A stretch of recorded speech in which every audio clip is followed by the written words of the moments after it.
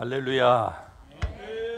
이 시간도 하나님의 성령의 생수가 여러분 뱃속에서 흘러 넘칠 줄로 믿습니다.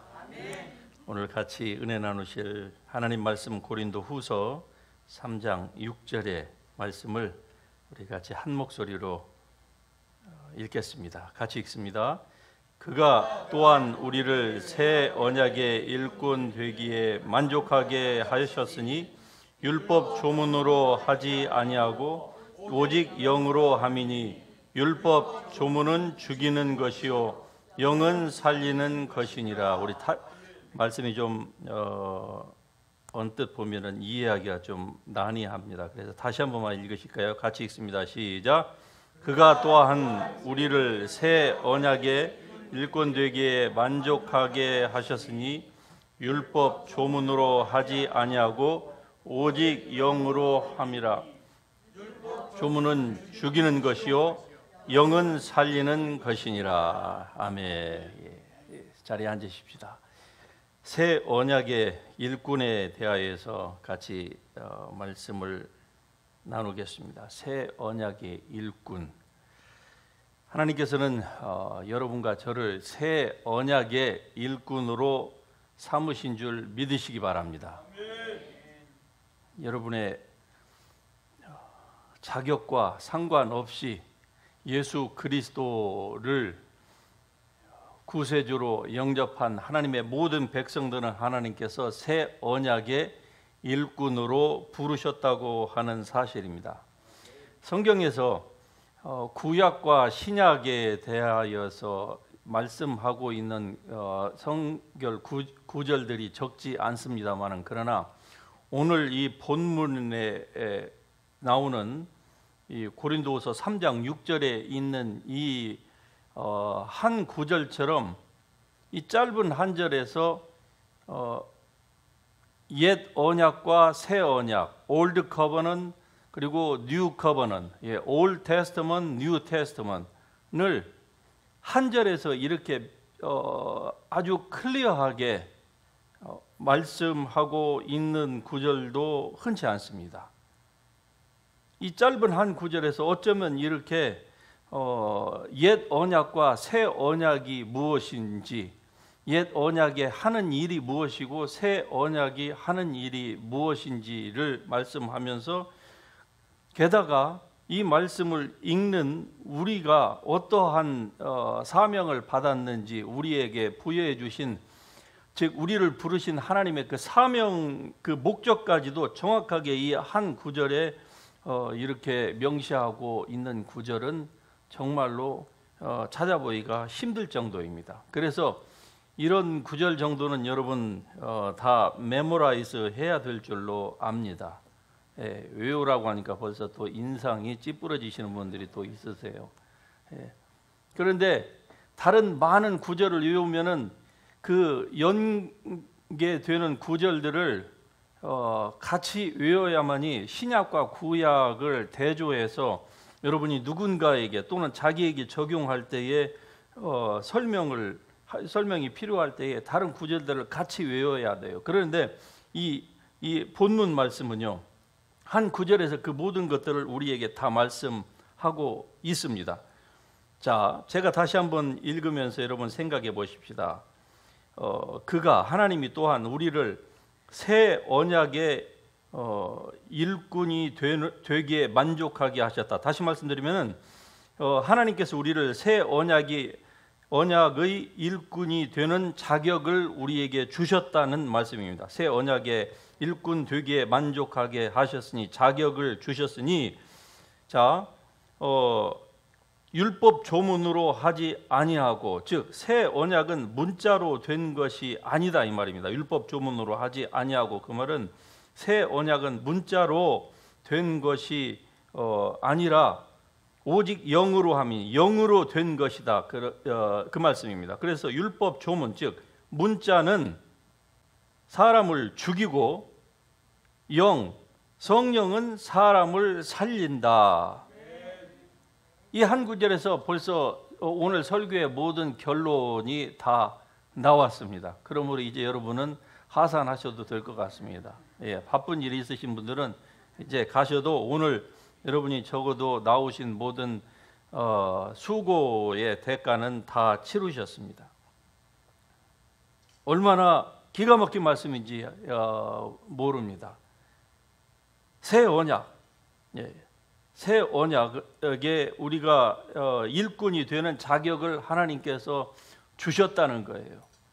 배운 사람이건 못 배운 사람이건 인종과 피부와 문화와 모든 지역을 다 망라해서 하나님께서 은혜로 예수 그리스도를 통해서 우리에게 베풀어 주신 그 구원의 그 본체이신 예수 그리스도를 받아들인 사람은, 즉 그러한 사람은 어떤 사람입니까?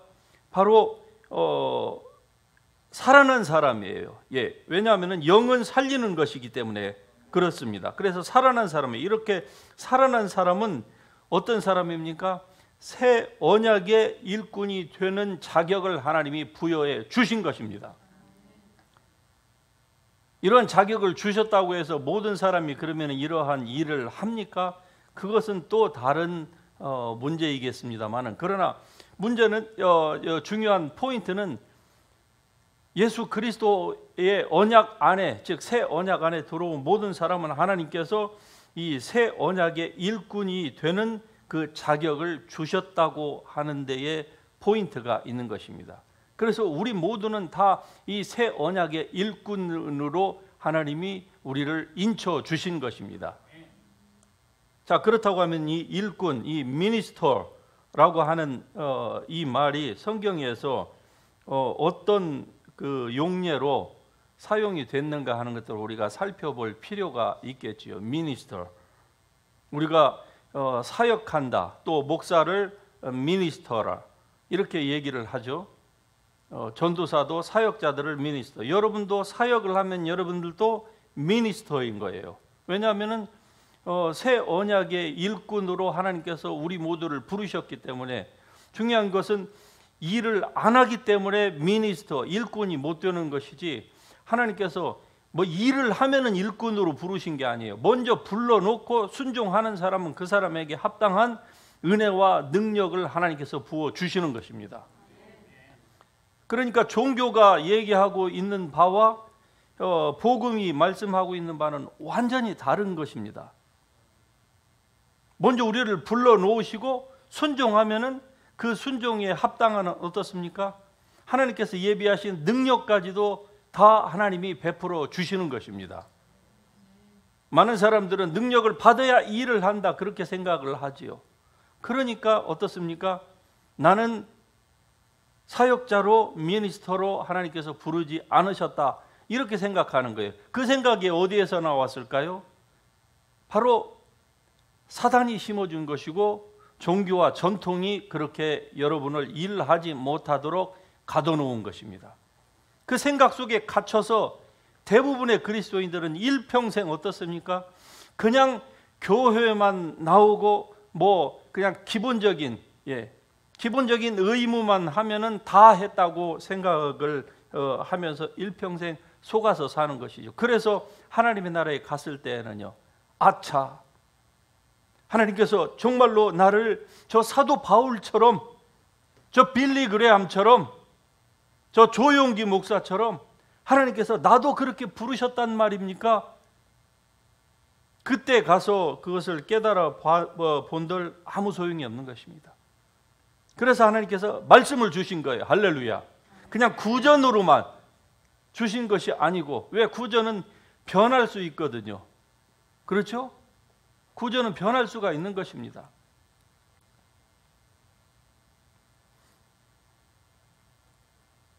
시험장에서 어떤 학생이 공부를 안 해서 앞에 있는 1등짜리 학생의 그 답안지를 보고 베꼈다는 거 아닙니까? 네.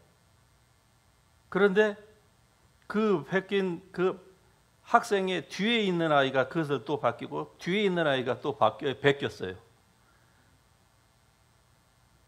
그런데 앞에 있는 아이가 쓴 정답하고 맨 뒤에 나오는 아이 정답하고는 완전히 달랐다는 거 아닙니까? 이게 구전이 가지고 있는 한계예요.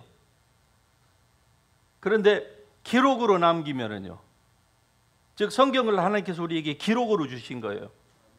그리고 모든 사람에게 마음에 율법을 새겨 주셨고요. 그러나 이것은 우리가 어떻게 이걸 확인하는 사람도 있고 대부분의 사람은 그러한 사실조차도 알지 못해요. 그래서 성경을 딱 인쇄로 우리에게 주신 것입니다. 이 성경이 뭐라고 되어 있느냐? 일꾼이 어떤 사람이느냐? 자, 여러 가지가 수십 가지가 되는데 그 가운데서 몇 가지만 한번 살펴보십시다. 첫 번째, 하나님께서 천사를 미니스터라 그렇게 말씀하셨습니다. 즉 여호와께 수종들며 그의 뜻을 행하는 너희 천군이여, 이 에인저를 하나님께서 미니스터라 그렇게 얘기하고, 구약에서 또 여호와의 제사장, 성전에서 예배를 하는데 봉사하는 그 제사장들을 미니스터, 또 예수 그리스도의 일꾼을 미니스터라고 했고요. 우리를 의의 일꾼, 또 그리스도의 대사, 사도, 사람을 낚는 어부, 감독, 설교자, 하나님의 종, 목자, 그리스도의 군사, 하나님의 청지기, 하나님의 비밀을 맡은 자, 증인, 선지자, 복음 전하는 자, 목사, 교사, 이 모든 사람들을 성경에서 보면, 원어에서 보면 다 미니스터라고 하고 있어요. 얼마나 많습니까? 천사로부터 시작해서 목사와 교사까지, 그리고 심지어는 이 미니스터를 어떤 사람이라고 합니까? 같이 하십시다. 하나님과 동업자. 예, 미니스터링을 여러분이 하시면 여러분은 하나님과 동업하는 사람입니다. 세상에 동업하다가 흥하는 사람도 있고 망하는 사람도 있는데 어떤 사람이 더 많을까요? 흥하는 사람보다 망하는 사람이 훨씬 많지요. 왜 그럴까요? 동업자에 문제가 있어서 그래요. 그렇죠? 그런데 우리를 동업자로 삼으신 하나님은 우리를 사기칠 가능성이 있으실까요? 없으실까요? 하나님은 정말로 우리를 당신의 동업자로 삼으셨습니다. 예수님, 이 일을 위해서 예수님께서 이 땅에 오셨고, 예수님이 가신 이후에는 여러분과 저를 이 동업자로 우리를 불러주셨어요. 그 말을 다시 얘기하면 하나님의 새 언약의 일꾼이다, 그 말입니다. 여러분과 제가 하나님의 새 언약의 일꾼이다, 이런 말씀을 지금 하고 있는 것입니다. 그래서 이 본 말씀 가운데 보면은 새 언약과 옛 언약을 대조해서 지금 말씀을 하는데, 옛 언약은 율법 조문이다. 잉글리시로 말하면 레터다, 글자다 이 말이죠. 옛 언약은. 그런데 이 옛 언약이 하는 것은 뭡니까? 죽이는 거예요. 새 언약은요, 영이고 그리고 살리는 것, 즉 생명을 주는 것입니다. 이럼에도 불구하고 옛 언약, 율법도 지켜야 하나님의 나라에서 완전해진다, 이렇게 얘기하는 사람은 도대체 어디에서 출발을 하는지 아무리 이해하려고 해도 할 수가 없는 것입니다. 성경 구절을 아예 모르면 모르니까 그렇다고 치지만은 그것을 주장하는 사람들이 다 성경 구절을 인용을 하거든요. 그런데 도대체 그분들이 인용하는 성경 구절은 어디에서 나온 건지 모르겠어요. 분명한 것은 66권에서 다 인용을 하는데, 이 한 구절만 봐도 율법은 사람을 살리는 것입니까? 죽이는 것입니다. 분명하게 나와 있어요. 새 언약은요, 사람을 살려주는 것이에요. 율법은 죽이는 것이고, 새 언약, 예수 그리스도로 말미암아 우리에게 주신 것은 사람을 살리는 것입니다. 자, 율법은 그러면은 죽인다고 할 때 왜 율법이 죽인다고 할까? 율법은 사람에게 완전한 것을 요구합니다. 그러므로 율법으로 말미암는 자는 율법으로 살아야 된다고 말씀하죠. 그 말씀은 율법으로 하나님께 인정을 받으려고 하는 사람은요, 율법을 완전하게 지키면은 인정을 받습니다. 완전하게, 하나도 빠짐이 없이 완전하게 지키면은, 그러면은 하나님께서 인정해 주신다는 거예요. 그래서 신명기 27장 26절에도 보면은 이 율법을 실행하지 아니하는 자는 저주를 받는다 이렇게 말씀해요. 율법을 실행하지 않으면 저주를 받는다. 그러면은 실행하는 자는요 복을 받는다는 얘기입니다. 문제는 율법을 완전히 지킬 수 있는 사람이 있다 없다? 한 사람도 없다는 겁니다. 완전하게 지킬 사람. 글쎄요, 사도 바울과 같은 그런 열심이 있고 그런 자기 셀프 컨트롤과 극기의 능력이 있는 사람은 글쎄요, 뭐 10 중에 9은 지켰다고 할 수 있을까요? 그래도 안 됩니다. 9이 아니라 99%, 9999을 해도 안 되는 거예요. 왜? 한 사람도 율법을 지킬 수 있는 사람, 예수 그리스도, 육체로 태어난 사람 중 예수 그리스도 말고는 없기 때문에 그렇습니다. 그래서 율법은 무엇입니까? 율법은 사람을 죽이는 거예요. 그러면 율법이 우리에게 어떠한 효과를 줍니까? 율법은요, 우리의 죄를, 우리 속에 있는 죄를 휘저어가지고 죄가 살아나게 만듭니다. 가만히 둬두면 그냥 죄가 다 밑에 가라앉아 있고 겉으로 보기에는 멀쩡하게 보여요. 그런데 율법이 주어짐으로 말미암아 어떻게 됩니까? 죄를 살아나게 만들었어요. 그래서 우리는 죽게 만드는 겁니다. 죄가 살아나니까 죄 때문에 견딜 수가 없는 거예요.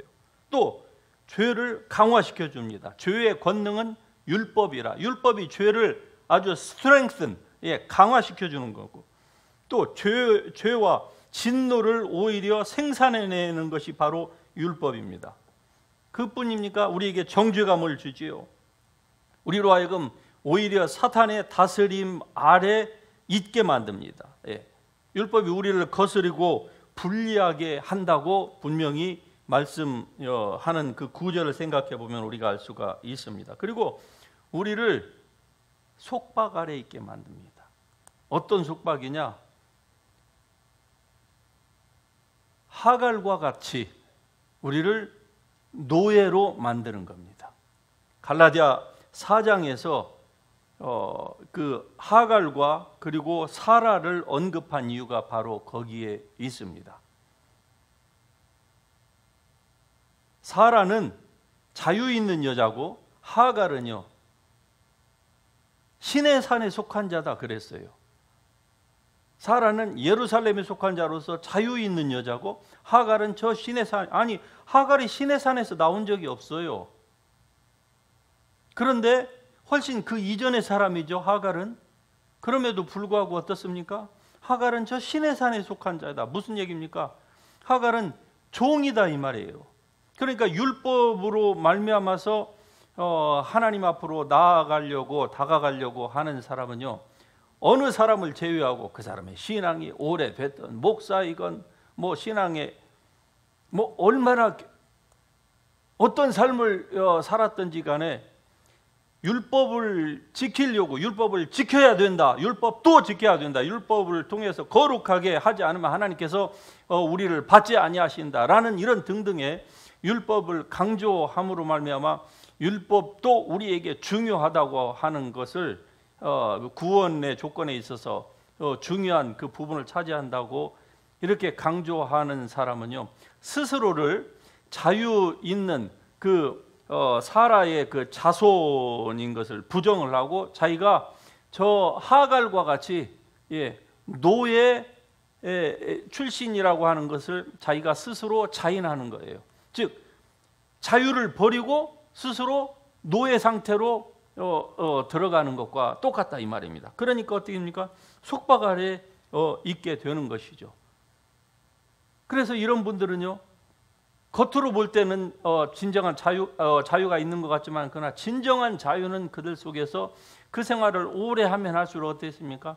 찾을 수가 없는 거예요. 한편으로는 자유로운 것 같은데 한편으로는 어떻습니까? 늘 무엇인가 쫓기는 그러한 삶을 살아갑니다. 그것은 여러분도 저도 다 이미 경험한 바입니다. 그리고 더더욱 안타까운 것은 지금도 이러한 사실을 알지 못하는 수많은 그리스도인들은 어떻습니까? 구분 자체를 못하게 되니까 자기가 도대체 어디에서 무엇에게 짓눌려 있는가 하는 그 자체도 잘 인식을 못하겠죠. 그러나 말씀이 분명히 주어지면 어떻습니까? 여러분과 저는 나를 짓누르고 나를 속박하고 있었던 것들이 이제 무엇인가를 알게 되는 것입니다. 그로 말미암아서 참 자유를 얻게 되는 것이죠. 하나님의 영이 계신 곳에는 참 자유가 있느니라. 할렐루야. 예, 이 자유를 하나님께서는 우리가 누리기를 원하시는 것입니다. 그러면은 이제 새 언약, 마지막으로 새 언약은 어떤 언약입니까? 이것은 영원한 언약이에요. 예수 그리스도의 피로 말미암아서 하나님께서 우리와 세우신 언약입니다. 사람이 이것을 사람과 세우기를 하나님께서 원하셨는데 사람이 이 언약을 하나님과 동등하게 맺을 수 있는 자격이 있는 사람이 없었어요.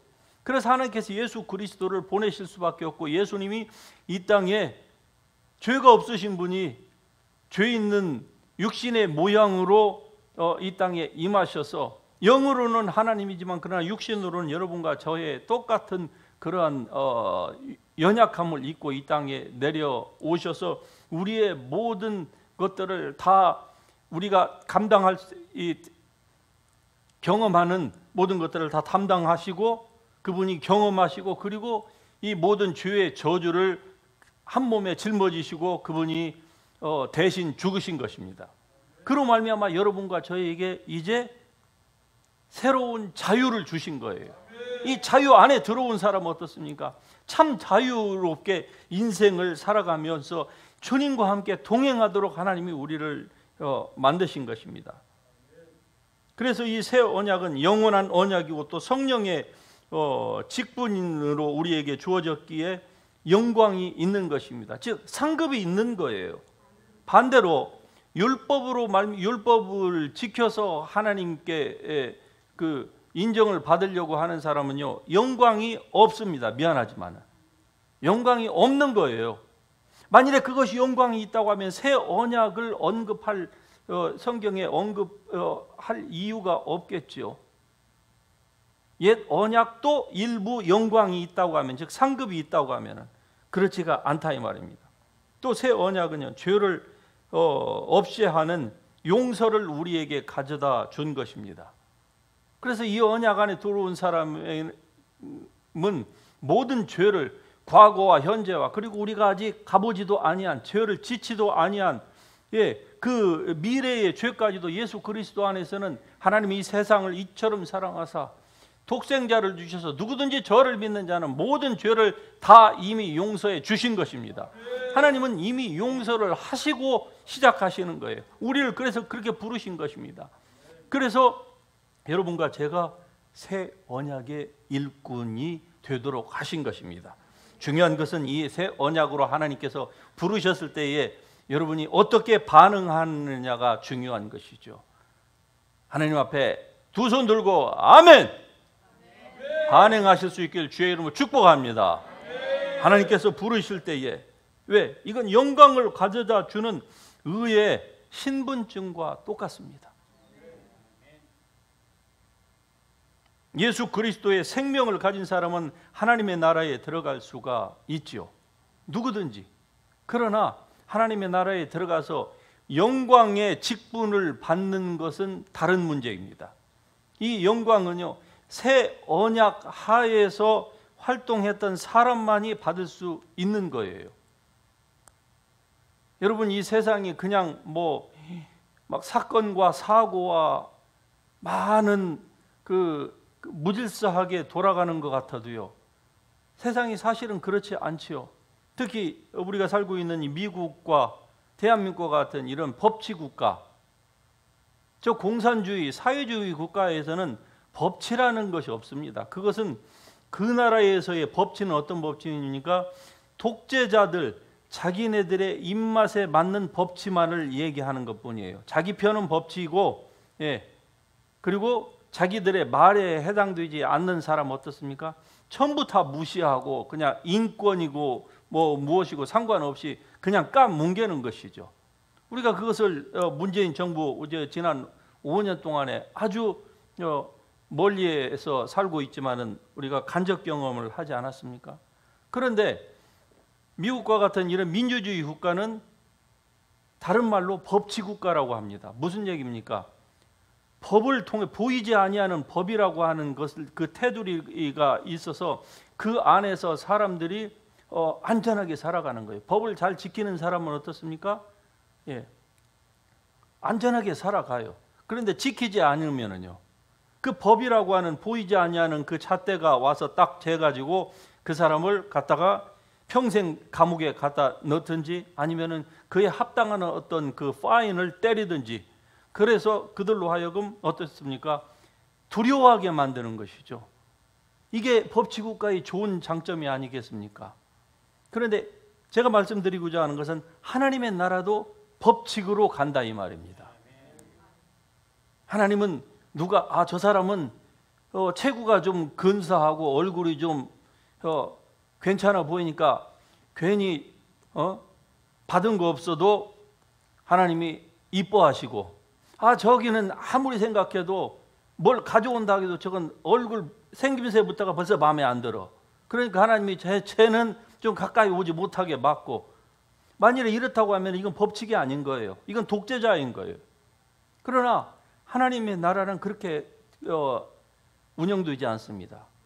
무슨 법으로 하나님의 나라가 운영이 됩니까? 같이 하십시다. 믿음의 법. 네, 믿음의 법입니다. 믿음의 법은 어디에서 났습니까? 저 신의 산 옛 언약 율법으로부터 나온 것이 아니에요. 믿음의 법은요, 예수 그리스도를 믿음으로 말미암아 우리에게 주어진 것입니다. 예수 그리스도를 믿음으로 말미암아 주어진 이 믿음은 어떠한 믿음입니까? 누구든지 자기가 아니라 하나님께서 우리에게 제시해 주신 그 법을 따라서 움직이면 하나님께서 영광을 주신다고 하시는 거예요. 그런데 이 영광은요, 하나님이 이미 만세전에, 창세전에 그리스도 예수 안에서 하나님이 이미 다 만들어 놓고 시작을 하셨습니다. 하나님의 그 선지식, 그 예지로 모든 것들을 하나님께서 다 세팅을 다 끝내 놓으셨어요. 그리고 누구든지 이 안으로 들어오기만 하면은요, 하나님이 예비해 놓으신 그 모든 축복을 이 땅에서 일부 누리게 하시고 나머지 대부분은 어디서 누린다? 천국에서 영원히 누리게 하십니다. 할렐루야. 그러니까 우리가 하나님은 신뢰할 수 있는 분이에요. 독재자는요, 신뢰할 수가 없습니다. 지금 이 팬데믹으로 인해서 세계 경제가 막 요동을 치고 있지 않습니까?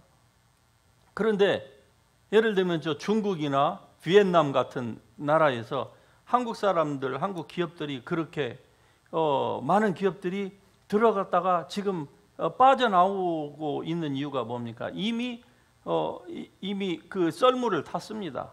그래서 저기는 시간 문제예요. 저 나라가 이 바닥으로 내려가는 것은 이미 뭐 세계 은행부터 시작해가지고 IMF까지 모든 그 세계 경제 기관들이 이미 다 예견을 한 부분이고, 지금 이제 그것이 서서히 드러나기 시작합니다. 왜 그럴까요? 아니, 그 엄청난 돈을 해서 수십만 명을 수용할 수 있는 그 공장을 지은 그 기업주가 거기에서 그 나라에서 빠져나오면은 거기에 투자한 그 시설비가 얼마나 엄청납니까? 그럼에도 불구하고 그러한 것들을 감내하고도 그냥 그 나라에서 빠져나오는 이유가 뭔 줄 아십니까? 법이 없다는 거죠. 그 나라에 겉으로는 법을 내세우는 것 같은데 법이 없는 거예요.